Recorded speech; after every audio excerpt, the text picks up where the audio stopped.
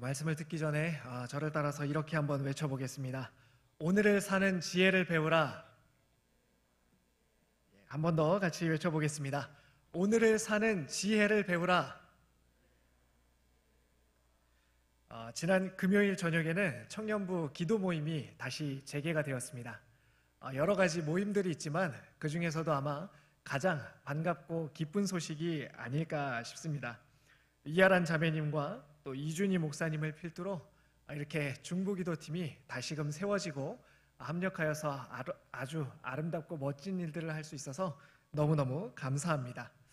그런데 제가 이 기도회의 이렇게 내용들을 다시 한번 좀 물어보고 또 같이 이야기하는 와중에 이런 얘기를 들었습니다. 팀원으로 섬기는 한 형제가 이 기도회를 준비하면서 매우 어려움을 겪었다고 합니다. 많은 방해와 또 여러 가지 예기치 않은 일들로 인해서 어려움을 겪었는데요.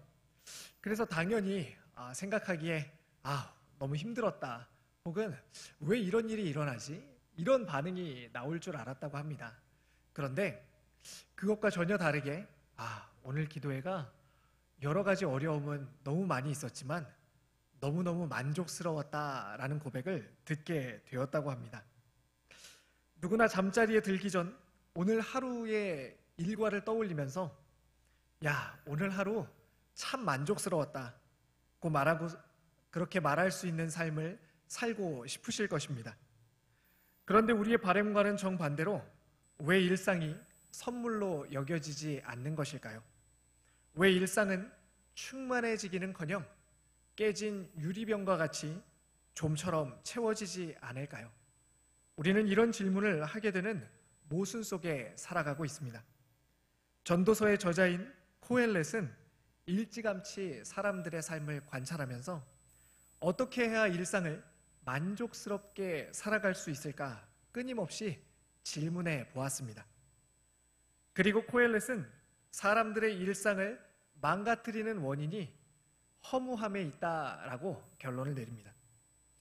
헤벨, 전도서를 관통하는 단어 헤벨이 바로 허무를 말하고 있습니다. 그래서 지난 시간에는요, 이 헤벨이 무엇을 의미하는지 같이 살펴보았습니다. 어떻게든 이 허무함만 극복할 수 있다면 일상과 삶은 기쁨과 만족으로 충만해질 것이기 때문입니다. 그런데 이 헤벨이라는 단어는요, 전도서에서 허무라는 뜻과 함께 또 다른 곳에서 우상이라는 뜻으로도 함께 사용됩니다. 무슨 말을 하고 싶냐면요, 즉 허무의 끝에는 우상과 맞닿아 있다는 것입니다. 그리고 지난 시간에는 허무함을 가져오는 세 가지 요소가 우상과 어떤 점에서 같은 특징을 가지고 있는지 살펴보았습니다. 세 가지를 잠깐 정리해 보겠습니다. 첫 번째는요, 바로 사라짐이었습니다. 허무가 우상과 같은 특징을 가지고 있는데 그 특징 중에 첫 번째는 사라진다는 것입니다. 이 땅에 있는 모든 것은 변하고 사라지는 것 때문에 일상은 허무를 경험하게 됩니다. 기쁨, 행복과 같은 감정도 사라지고 애써 이룬 업적도 사라집니다. 또 친구나 부모님도 사라집니다. 수련회나 예배의 은혜조차도 사라지게 됩니다. 그런데 자세히 살펴보면요, 성경에 나오는 우상도 사라지게 됩니다. 우상은 그 자체가 가짜이기 때문에 그것을 원래부터 존재하지 않는 신기루와 같습니다. 따라서 온갖 애를 써서 그 신기루를 잡으려 하지만 그것은 잡는 순간 사라지고 맙니다. 두 번째 특징은요, 바로 불만족이었습니다. 아담의 범죄 후 사람은 만족이라는 것을 잃어버렸습니다. 끊임없이 다음을 찾아 나서야 하고 또다시 채워 넣어야 하는 그런 쳇바퀴를 도는 삶을 살다가 좌절하게 되었습니다. 그런데 우상도 만족을 주지 못합니다. 우상을 쫓다 보면 나의 탐욕을 채우는 방식으로 살아가게 되기 때문에 결코 만족할 수 없게 됩니다. 그리고 마지막 세 번째로는요, 식상함이었습니다. 사람들은 끊임없이 새로움을 추구합니다. 결국 새로움을 어디에서도 찾을 수 없다는 사실을 그 새로움을 추구하는 마지막에 깨닫게 되지요. 물건은 얻는 동시에 중고가 되고 유행은 돌고 돕니다. 새로운 날을 기대하지만 어제와 별반 다를 것 없는 오늘이라는 일상이 또다시 시작되고 끝이 납니다. 그런데 우상도 새로움을 주지 못합니다. 우상이 주는 만족은 다른 것으로 쉽게 대체되는 새로운 것이 아니라 뻔하고 식상한 감정입니다.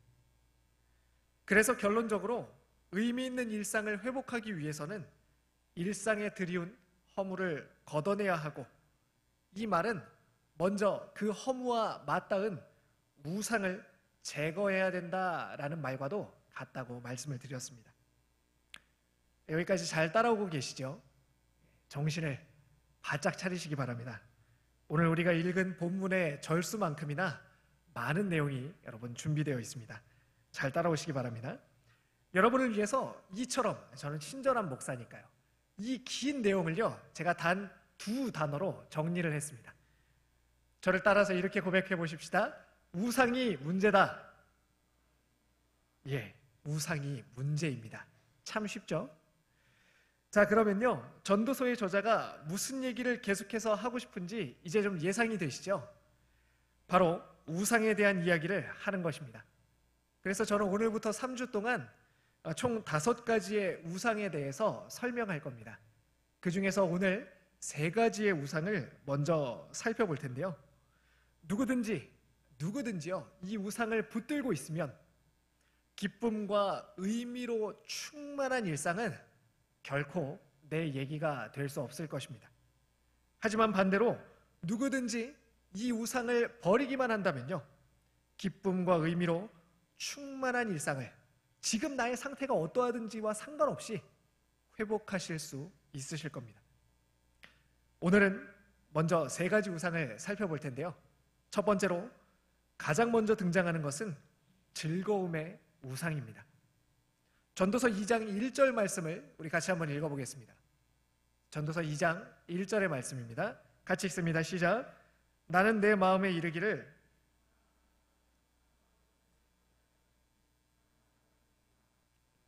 보라 이것도 헛되도다.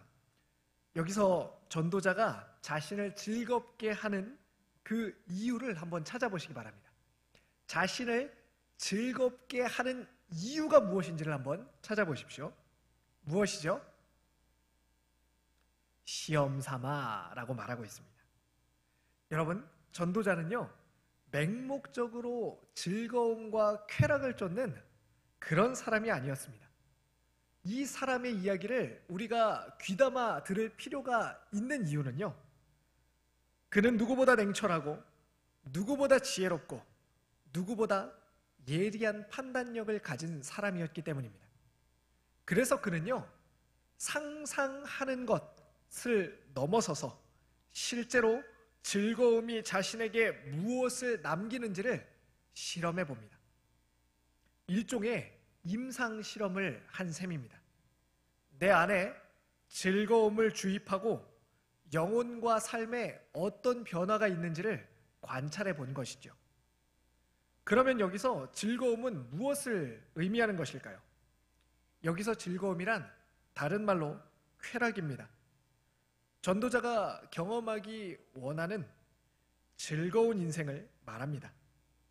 여러 가지 그 이야기들이 등장하는데요, 특별히 2장에서 반복적으로 가장 많이 등장하는 표현은요, 나는, 내가, 나의, 이와 같은 이야기입니다. 이것을 무엇을 말하고 있습니까? 이것을 통해 우리는 전도자가 실험해본 쾌락이 바로 자기 중심적인 쾌락이라는 사실을 알 수가 있습니다. 그러니까 어떤 다른 대상을 위한 쾌락, 어떤 다른 대상을 위한 즐거움이 아니라 자기 자신을 위한 쾌락을 실험해 보았다는 것입니다. 그 쾌락의 의미가 제한되고 한정되고 또 어떤 의미인지 이해가 되시죠? 이렇게 코엘렛은 실험적인 쾌락주의자가 되었고 개인의 행복을 인생의 주된 목적으로 삼아봅니다. 웨스터민스터 소요리 문답의 제1문은요 사람의 주된 목적이 무엇인가라고 묻고 그 답을 하나님을 영화롭게 하고 영원토록 그분을 기뻐하는 것이다, 즐거워하는 것이다 라고 제시합니다. 그런데 전도자는요, 이와 같은 웨스트민스터의 고백과 문답과 정반대의 길을 선택해 보기로 합니다. 마치 하나님께서 이쪽으로 가보라 라고 말씀하시는데 우리는 하나님, 반대쪽으로 가보면 어떨까요? 라고 질문하는 것과 비슷하죠. 그런데 전도자는 그 반대로 자기의 자신을 영화롭게 하고 할 수 있는 한 자기 자신을 누리는 것을 선택해 봅니다. 전도자의 이야기를 우리가 귀담아 들어볼 필요가 있겠죠. 그가 실험한 쾌락에는 어떤 것들이 있었을까요? 첫 번째, 코미디를 시도해 보았습니다. 전도서 2장 2절을 같이 읽어보겠습니다. 2절입니다. 시작. 내가 웃음에 관하여 말하여 이르기를 그것은 무슨 소용이 있는가 하였노라. 얼마 전 개그 콘서트가 종영을 했습니다. 개그 콘서트는 무려 21년 동안 방영했던 한국의 대표적인 개그 프로그램이라 할 수 있을 것입니다. 이제는요, 개그 콘서트가 아니라 유튜브와 또 다른 채널들이 대세가 되었습니다. 실제로 유튜브에요, 재밌는 영상이라고 이렇게 검색을 해보았습니다. 그랬더니요, 조회수가 몇 건이었는지 아시나요? 1000만 건이 넘는 영상들이 엄청나게 많이 검색이 되었습니다. 사람들은 자신을 웃게 해줄 무언가를 찾습니다. 실컷 웃게 해주는 것이라면 어떤 것이든지 상관이 없습니다. 그래서인가 시대를 막론하고요, 인기 있는 이성이라고 하면요, 항상 순위 안에 드는 것이 재밌는 사람인지도 모르겠습니다. 그런데 2절에는요, 웃음을 어떻게 표현하고 있습니까? 이 웃음을 내가 살펴보니까 웃음 뭐라고 얘기하나요? 미친 것이다 라고 이야기하고 있습니다. 여기서 미친 것이란요, 어떤 정신적인 상태를 이야기하는 것이 아니라 도덕적 사악함이라는 뜻을 가지고 있습니다. 즉, 누군가를 희생시켜서 만들어낸 웃음을 의미합니다. 다른 사람들을 웃음거리로 만들고 이웃을 농담의 소재로 삼습니다. 처음에는 선한 것으로 웃음을 만들어 보지만요, 이내 웃음을 추구하면 추구할수록 누군가를 희생시켜서 그의 괴로움을 나의 쾌락으로 삼는 그런 방식의 웃음을 만들게 된다는 것입니다. 하지만 이렇게 얻은 웃음에 대해 전도자는요, 그것이 무슨 소용이 있는가라고 아무 소용이 없다고 말합니다. 두 번째로 전도자가 자신의 쾌락을 위해 시도해 본 것은요, 바로 술이었습니다. 2장 3절 말씀 같이 한번 읽어보겠습니다. 시작. 내가 내 마음으로 깊이 생각하기를 내가 어떻게 하여야 술로 내 육신을 즐겁게 할까? 여기까지 한번 읽어보겠습니다. 쾌락을 위해서 사람들이 가장 많이 찾는 것은 단연 술입니다. 사람들에게 술은 인생의 즐거움을 추구하는 방식이기도 하고 인생의 괴로움을 덜어내는 방법이기도 합니다. 이것을 알기 때문에 전도자는 술로 내 육신을 즐겁게 해보기로 선택합니다. 그런데 3절 말씀을 보면요, 어떤 상황이 전제되어 있는가를 볼 수가 있습니다. 전도자는요, 자기 자신을 술로 가득 채워서 즐겁게 해볼 것이다 라고 이야기하면서 동시에 그런데 나는 지금 어떤 상태에 있냐라고 했을 때 여전히 그의 마음이 지혜로 자신을 안내하고 있다라고 말합니다. 내가 내 마음으로 깊이 생각하기를 내가 어떻게 하여야 내 마음을 지혜로 다스리면서 술로 내 육신을 즐겁게 할까라고 말하고 있다는 것이죠. 앞서 전도자가 자기 자신을 실험해보겠다라고 했던 것을 떠올려 본다면요, 우리는 이것이 통제된 실험을 통해서 적당히 마신 뒤 온전한 정신으로 자기 경험을 평가했다라고 추측해 볼 수가 있습니다. 많은 청년들이요, 새내기가 되면 저에게 이런 질문을 합니다.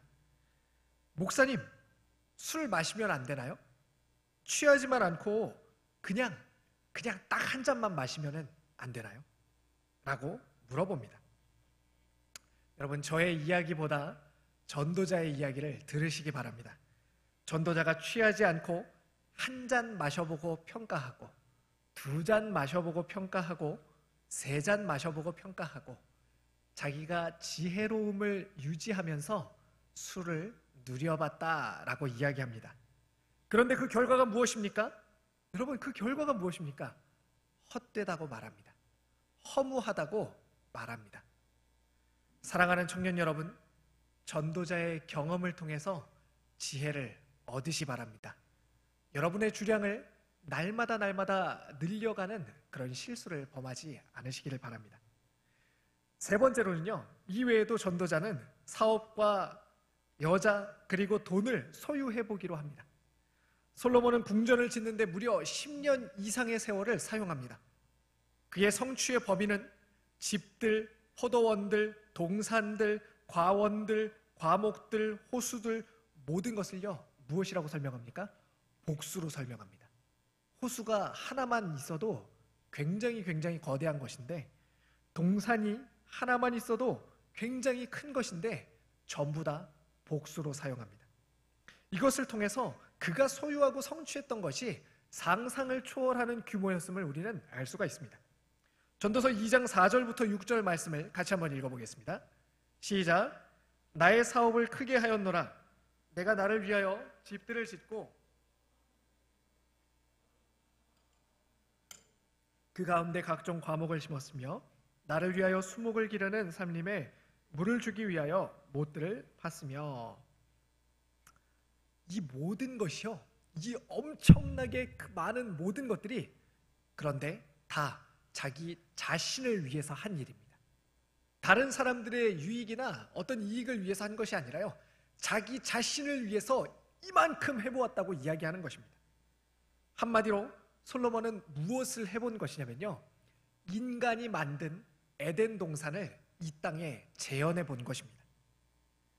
이 엄청난 프로젝트에는요, 막대한 비용과 또 이것을 실제로 이루어낼 막대한 인력이, 막대한 노동력이 필요했을 것입니다. 그래서 성경은 무엇이라고 말합니까? 따라서 솔로몬은 많은 노비를 샀고 그들의 식사를 제공하기 위해 많은 소떼와 양떼가 있었다라고 설명합니다. 또 8절에는요, 노래하는 남녀들과 인생들이 기뻐하는 처첩을 많이 두었다고 말합니다. 당시의 음악은요, 지금처럼 보편적인 것이 아니었습니다. 음악을 연주하는 사람이든지 아니면 악기든지 아니면 그것을 실제로 누리는 사람이든지 매우 희귀하고 특수한 계층만이, 아주 소수의 사람들만이 누릴 수 있는 것이었습니다. 하지만 전도자는 어떻게 합니까? 그것을 자기 집 안으로 들여옵니다. 성소에만 있던 것을 자기 집 안으로 들여와서 합창단이 그를 즐겁게 하기 위해서 그의 침실에서 노래하였습니다. 뿐만 아니라 그는 성관계에 있어서도 솔로몬 왕보다 대대적으로 그것을 경험한 사람은 아마 전무후무할 것입니다. 솔로몬에게는 무려 1000명의 성적 파트너가 있었습니다. 그러나 이 모든 쾌락을 다 실험한 후에 그는 결론을 이렇게 요약합니다. 전도서 2장 10절과 11절 말씀입니다. 전도서 2장 10절 11절 같이 읽습니다. 시작. 무엇이든지 내 눈이 원하는 것을 내가 금하지 아니하며 무엇이든지 내 마음이 즐거워하는 것을 내가 막지 아니하였으니 이는 나의 모든 수고를 내 마음이 기뻐하였습니다. 이것이 나의 모든 수고로 말미암아 얻은 몫이로다. 그 후에 내가 생각해 본즉 내 손으로 한 모든 일과 내가 수고한 모든 것이 다 헛되어 바람을 잡는 것이며 해 아래서 무익한 것이로다. 우리는요, 설교 시간에 자주 돈을 소유해도 만족이 없고 이성을 소유해도 기쁨이 없다는 말을 듣곤 합니다. 많은 것을 누리고 성취해도 그것이 전부가 아니다, 그것이 우리에게 기쁨과 만족을 줄 수 없다는 얘기를 너무너무 많이 들어왔습니다. 그런데요, 사실 여러분, 우리의 속마음은 어떻습니까? 재미있고 신나겠다는 생각이 들지 않으십니까? 그런 생각을 해보신 적은 없으십니까? 맞습니다. 성경도 이것들이 기쁨을 준다고 인정합니다. 10절은요, 그것을 얻을 때 어땠다고 말합니까? 기뻤다라고 말합니다. 우리의 생각과 같습니다. 그런데요, 그 다음 11절은 무엇이라 말합니까? 순간적으로는 즐거움을 주지만 그 일이 끝나고 조금만 생각을 해보면 참 허무해진다는 것입니다. 온 열정으로 인생의 즐거움을 추구하는 사람들에게 과연 어떤 일이 일어나게 될까요? 온 평생을 다 바쳐서 쾌락을 추구하던 사람들이 무엇을 얻게 될까요? 우리는 이미 답을 알고 있습니다. 죄악되고 이기적인 욕망을 탐닉할 기회는 우리에게도 솔로몬만큼이나 많이 있기 때문입니다. 현대사회를 살아가는 우리는 솔로몬보다 사실 더 좋은 집에 살고 있습니다. 더 좋은 가구와 지금 같은 장마나 여름철에 더 좋은 에어컨이 우리에게 있습니다. 이와 같은 좋은 것들을 가지고 살아갑니다. 맛집의 종류는요, 셀 수 없을 만큼 많이 있습니다. 더 다양한 음악을 실시간으로 스트리밍합니다. 섹스에 관해서도 끝없는 가상 파트너들을 얼마든지 인터넷에서 다운받을 수가 있습니다. 모든 것이 제공됩니다. 어떤 것도 불가능한 것이 없습니다. 그래서 저는 여러분들에게 물어보고 싶습니다. 여러분, 그래서 여러분은 만족하고 계십니까? 아니면 여전히 더 많이 원하고 계십니까? 당연히 만족하지 않습니다.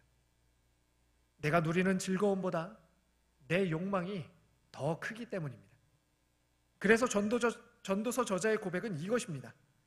내가 지금 찾는 세상의 즐거움으로 만족할 수 있는가? 결코 만족할 수 없다. 얻은 쾌락보다 내가 얻고자 하는 원하는 쾌락이 더 크기 때문이다.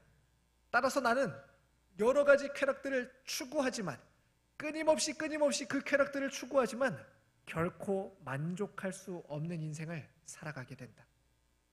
그래서 나의 인생은 허무하다라는 것이 전도자의 결론입니다. 이것이 바로 즐거움의 우상입니다. 자, 그렇다면요, 두 번째로 지혜의 우상입니다. 두 번째로 살펴볼 것은 지혜의 우상인데요, 저는 학부를 다닐 때 지하철만 1시간 40분가량을 타고 다녔습니다.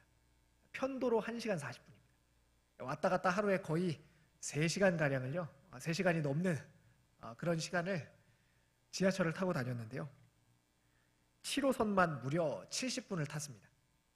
처음에는 지하철에서 서울로 학교를 다니니까요, 얼마나 좋습니까? 사람 구경도 하고, 가는 곳마다 또 사람 구경도 하고, 잠도 지하철에서 부족한 잠을 실컷 잤습니다. 정말 허리가 아플 정도로 실컷 잤습니다.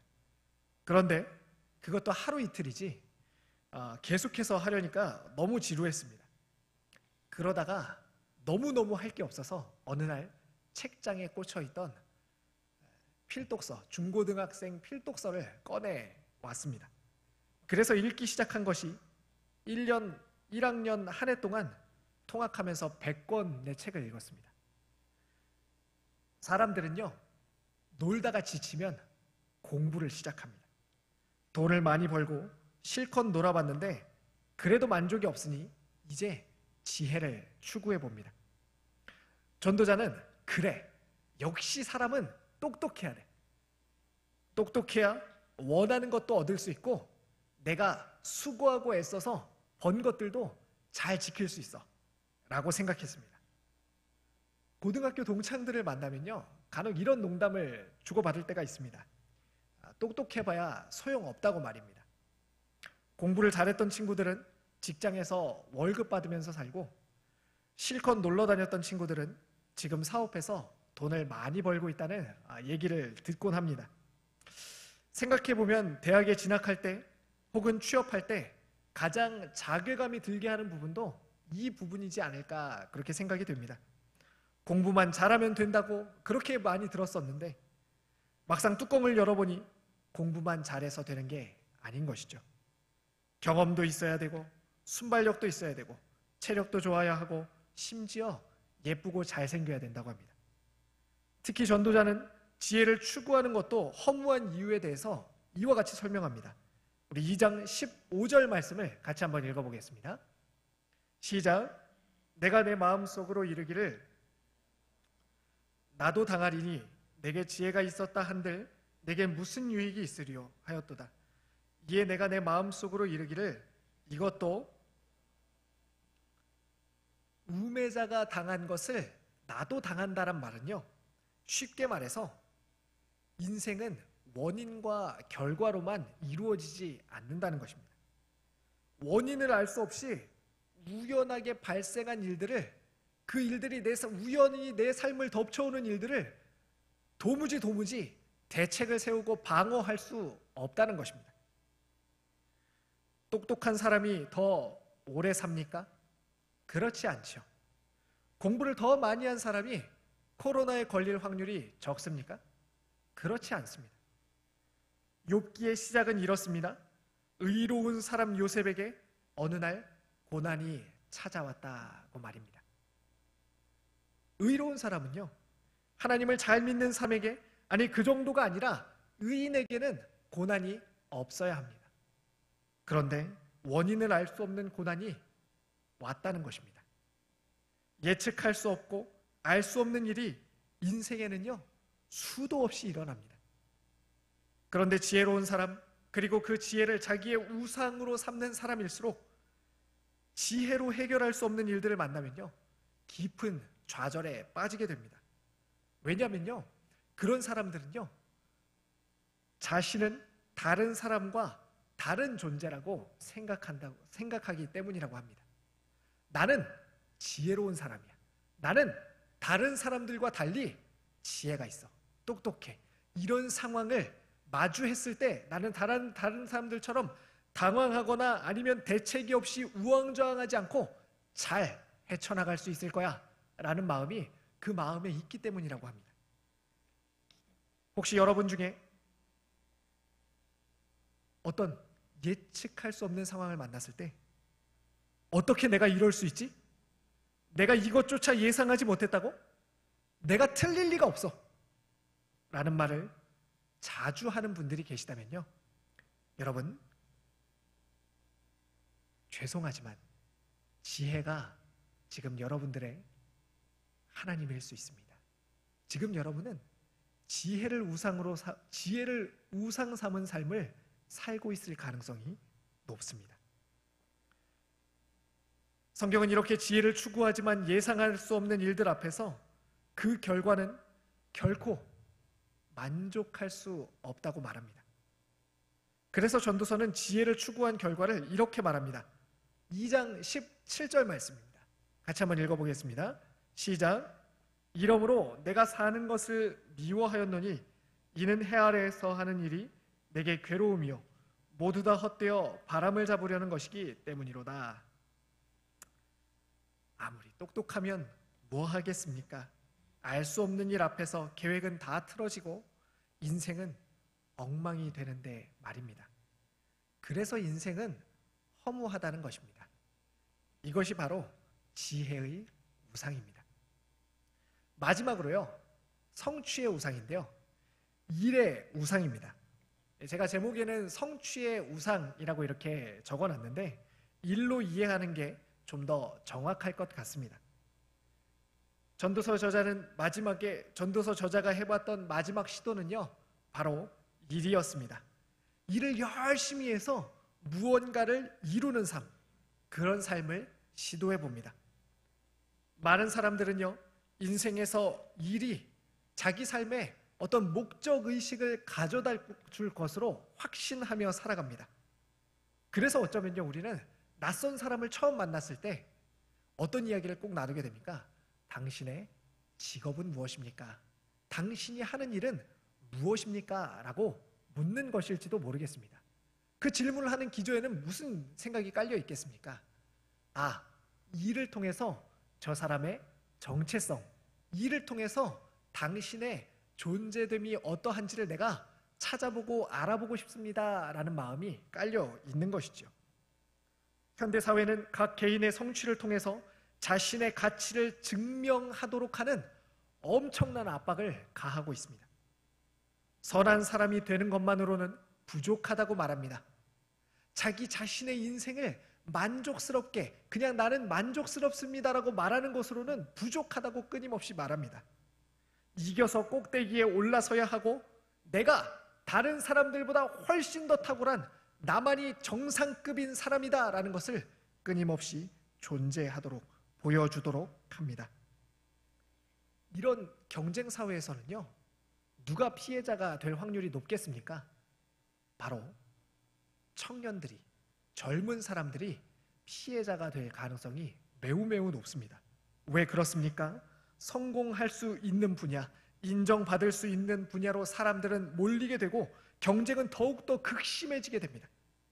나의 사명을 질문하던 고민에서 이제는 어떤 직업이 성공에 유리한가라는 질문만이 우리에게 남게 됩니다. 그래서 현대인에게 일이란요, 모으기와 쌓기밖에 남지 않은 것 같습니다. 교회에서는 하나님 나라의 사명을 외치지만 주중의 삶으로 돌아가 모든 고민을 한번 펼쳐놓고 살펴보자면요, 모으는 것과 쌓는 데 나의 온 신경이 쏠려 있는 것을 보게 됩니다. 사랑하는 청년 여러분, 일의 우상을 떨쳐내지 못하신다면요, 가장 피해를 보는 것은 아마도 여러분 자신일 것입니다. 일을 우상으로 만드는 문화의 속성을 파악하시고 일을 쫓아가는 것이 아니라 일을 다스리시는 지혜를 얻으시기를 바랍니다. 한편으로 직장인을 위한 책이라고도 말할 수 있는 이 전도서는요, 세속의 비즈니스에 큰 문제점이 있다고 우리에게 지적해 줍니다. 먼저는 우리의 모든 고된 수고로부터 이익을 얻을 사람이 결국 다른 사람이라는 점을 우리에게 지적해 줍니다. 아주 실리적이고요, 합리적인 전도자는 자기의 투자로 어떤 이윤을 창출할 수 있을지, 어떤 소득이 자신에게 돌아올지를 끊임없이 질문합니다. 그것을 알고 싶어 했습니다. 그런데 그는요, 모든 수고를 다 해본 뒤에 맨 마지막 인생에 있는 것, 바로 죽음에 대해 생각하면서 깨닫게 되었습니다. 언젠가는 내 뒤를 이을 사람에게 모든 것을 남기고 떠나야 한다는 사실을 깨닫게 된 것입니다. 업적을 내고 사업을 일으키고 가정을 꾸리고 재산을 늘리면서 우리의 일평생을 보낼 수 있습니다. 하지만 아무도 그것을 가지고 갈 수는 없습니다. 죽을 때 다 잃을 것이고 그 상실은 어떤 불행적인 요소로 인해서 나의 생각보다 더 앞당겨질 수도 있습니다. 어쨌든 내가 모은 모든 것은 누군가에게 넘어가게 될 것입니다. 내가 살았던 집은 부동산의 매물로 나올 것이고 자동차는 딜러에게 넘어갈 것이고 누군가가 내 포트폴리오를 관리할 것이고 평생 일해서 얻은 모든 것은요, 사라지고 말 것입니다. 물론 운이 좋아서, 운이 좋은 어떤 사람들은요, 내가 그렇게 수고한 것을요, 사랑하는 가족이나 또 내가 좋아하는 사람들에게 넘기기도 하겠지만요, 그렇지 않을 수도 있습니다. 이것을 전도자는 이렇게 말합니다. 2장 18절과 19절 말씀 같이 읽어보겠습니다. 시작. 내가 해 아래서 내가 한 모든 수고를 미워하였노니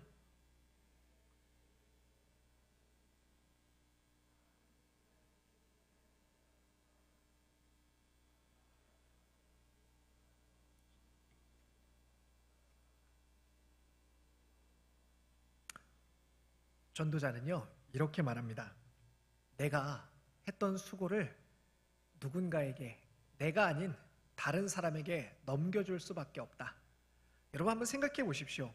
내가 한평생을 수고해서 모았던 것을 내가 소유하고 갖고 사용하는 것이 아니라 누군가가 다 가져가 버린다면 어떻겠습니까? 너무 억울하고 그것만으로도 너무너무 속상하고 허무하겠지요. 그런데 지금 우리가 함께 읽었던 19절에는요, 한 가지 더 아찔한 상황을 우리에게 제시합니다. 내가 그렇게 수고하고 애써서 얻은 것을 우리 집안을 위해서 사용하면 좋을 텐데, 내가 원하는 사람을 딱 찍어서 그 사람에게 완벽하게 전달될 수만 있다면 너무너무 좋을 텐데, 그렇지 않다는 것입니다. 세상에는 어리석거나 나쁜 사람들이 많기 때문에 내가 일궈놓은 모든 것이 나쁜 사람에게 갈 확률도 매우 높습니다. 설령 내 재산을 갖게 된 사람이 지혜롭다 하더라도요, 여러분 한번 곰곰이 생각해 보십시오. 그 사람이 아무리 지혜로워도 그 사람이 내 재산을 가질 자격은 없습니다. 더럽고 치사해도 버티면서 벌어들인 내 수입은 다른 누군가가 아닌 바로 내게 속해야 됩니다. 그런데 그것이 다른 누군가에게 갈 것이라고 말합니다. 솔로몬은 세상에서 가장 성공한 직장인이었습니다. 그는 가장 성공한 사업가였습니다. 그러나 그가 죽고 나자 그의 전 재산은요, 맏아들인 르호보암에게 유산으로 남겨졌습니다. 솔로몬은 재산을 물려받은 아들이 지혜로울지 혹은 지혜롭지 않을지 몰랐을 것입니다. 몰랐지요. 그러나 우리는 어떻습니까? 우리는 역사적 증언을 통해서 그 결과를 확실하고 정확하게 알고 있습니다. 그의 아들은요, 아버지가 물려준 왕국의 80% 이상을 잃어버릴 만큼 엄청나게 어리석었습니다. 예수님께서도 이와 관련해서 하신 말씀이 있습니다. 누가복음 12장 19절과 20절 말씀을 같이 읽어보겠습니다. 시작. 또 내가 내 영혼에게 이르되 영혼아, 여러 해 쓸 물건을 많이 쌓아두었으니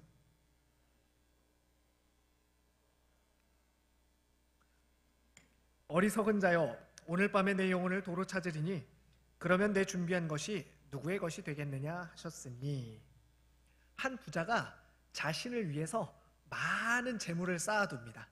그리고 말합니다. 이제 걱정할 것이 없다. 내가 이제까지 이렇게 수고하고 애썼으니까 이제 남은 평생은 좀 쉬면서 누리면서 평생을 즐겁게 살아보자. 이제까지 너무너무 수고 많았다. 잘했어. 이렇게 이야기했다는 것입니다. 그런데 하나님이 그 다음에 말씀하십니다. 이 어리석은 사람아, 오늘 밤 내가 죽으면 내가 그렇게 한평생 고생해서 모은 것이 다 누구의 것이 되겠느냐라고 묻습니다. 여러분, 이것은 우리로 하여금 크게 좌절하게 하는 대목이 아닐 수 없습니다. 우리는 영원한 무언가를 소유하고 만들고 행하기를 원합니다. 하지만 현실은 결코 지킬 수 없는 것을 얻기 위해서 우리의 전 인생을 노동에 사용할 것이라는 사실입니다. 이 때문에 사람들은 아무리 열심히 일한다 해도 허무할 수밖에 없습니다. 이것이 바로 일의 우상입니다. 우리는 이제까지 전도서 2장 말씀을 가지고요, 인생의 허무함을 가져오는 우상의 실체를 들여다보았습니다. 그러면 전도서는요, 이런 우상을 어떻게 하라고 말할까요? 야, 그 우상이니까 알아서 해라 라고 말하는 것이 아니라 우리에게 어떤 대안을 제시하고 있습니다. 대부분의 성경은요, 우상을 버리라고 말합니다. 그런데 전도서는 좀 다른 방식으로 이것을 적용합니다. 바로 우상을 극복하는 대안으로 하나님이 주셨음을 인식하고 인정하라고 말합니다. 그러면 우상을 붙잡고 있던 것들의 주인을 하나님으로 인정하고 하나님을 통해서 오는 즐거움, 하나님을 통해서 오는 지혜, 하나님을 통해서 오는 일로 누리게 되면 어떤 일이 일어나게 될까요? 첫 번째로요, 의미 있는 쾌락을 누리게 된다는 것입니다. 우리는 웃음을 하나님의 선물로 받아들일 때 하나님께서 주시는 쾌락을 누리게 됩니다. 다른 사람을 조롱하거나 아니면 저속한 농담을 할 필요가 없게 됩니다. 또 우리는 좋은 집과 아름다운 건물을 설계할 때에도 하나님의 쾌락을 누리게 됩니다. 나 자신을 과시하려는 목적으로, 나 자신을 즐겁게 하려는 의도에서가 아니라 이웃들의 유익과 하나님의 영광을 위해 그것들을 짓고 소유한다면요, 참된 기쁨을 누리게 됩니다. 뿐만 아닙니다. 아름다운 풍경을 감상하거나 하나님께서 창조하신 피조 세계를 여행할 동안에도 우리는 기쁨을 누릴 수가 있습니다. 음악에도 마찬가지입니다. 귀를 즐겁게 하고 감동을 주며 하나님을 떠올리고 우리는 찬양하게 됩니다. 그 음악 가운데도 하나님께서 주시는 쾌락이 있습니다. 성적인 친밀함이 평생 사랑의 언약으로 묶인 한 남자와 한 여자 사이에서 배타적으로 나타나고 나누어질 때 우리는 인생에서 최고의 쾌락을 맛보게 될 것입니다. 하나님은 흥을 뺏는 분이 아닙니다. 하나님은 꼰대가 아닙니다. 오히려 더 많이 주시려 합니다. 그런데 다행히 우리는요, 하나님이 주시는 쾌락을 경험하기 위해서 솔로몬처럼 부자가 되거나 아니면 그처럼 많은 것들을 시도해 볼 필요가 없습니다. 단순히 내 주변에 있는 것을 하나님의 선물로 받아들이기만 하면 됩니다. 이것은 하나님이 주신 거야 라고 인정하고 하나님께 감사하시면서 사용하시면 됩니다. 둘째로요, 한계를 인정하고 겸손하게 됩니다. 지혜가 하나님 손에 잡히면 어떻게 될까요? 바로 겸손하게 됩니다. 성경은 겸손한 자에게 지혜를 더하신다고 말합니다. 자신의 한계를 아는 것이야말로 참된 지혜입니다. 지혜로운 사람은 항상 배우고 성장할 수 있습니다. 자신보다 못한 사람에게는 교훈을 얻고 자신보다 나은 사람에게는 도전을 받습니다. 그리고 마지막으로요, 상을 받게 됩니다. 현대인에게 일은 매우 크고 영향력 있는 우상입니다. 하지만 그렇게 영향력 있는 우상일수록 그 일을 하나님이 주신 선물로 인식할 때 우리의 삶은 큰 변화를 가져오게 됩니다. 전도서 2장 26절은 이렇게 말합니다. 하나님은 그가 기뻐하시는 자에게는 지혜와 지식과 희락을 주시나 죄인에게는 노고를 주시고 그가 모아 쌓게 하사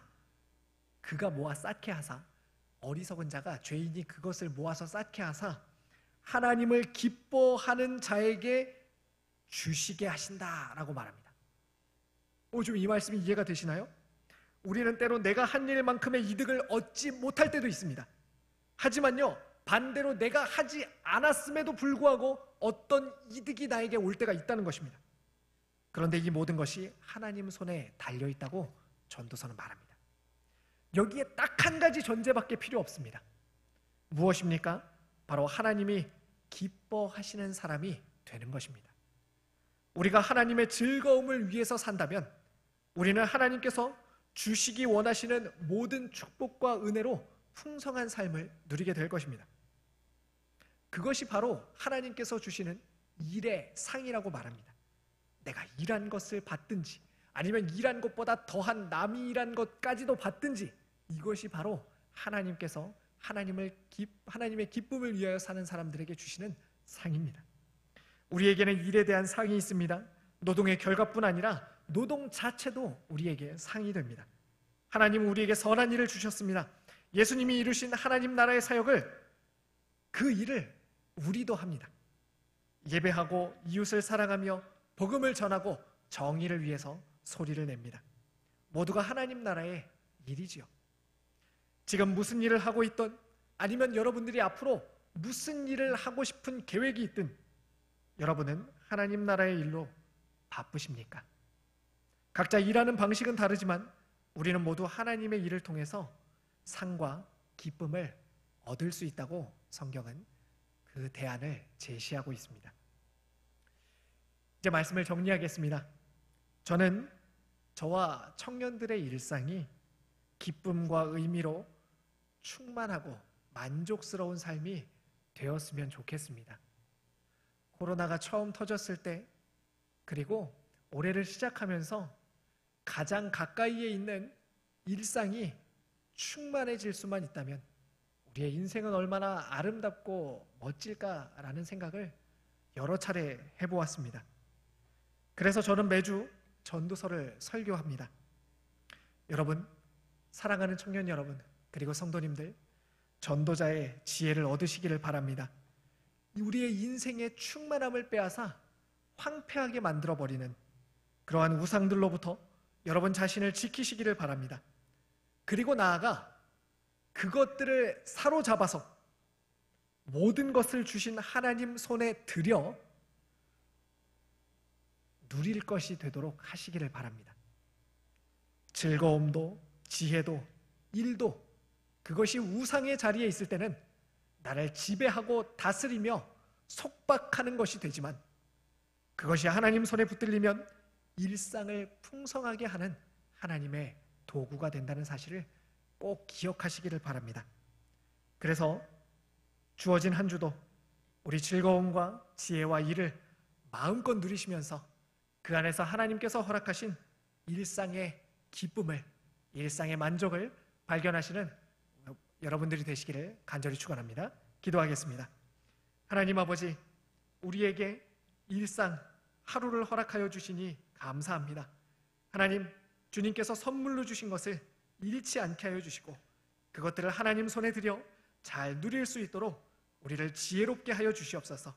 하나님, 하나님께서 창조하신 것들에 지배당하지 않게 하여 주시고 다스림을 받지 않게 하여 주시고 오직 하나님의 다스림을 받으며 하나님께서 우리에게 주신 것을 잘 누리는 저희들이 되게 하여 주시옵소서. 예수님의 이름으로 기도합니다. 아멘.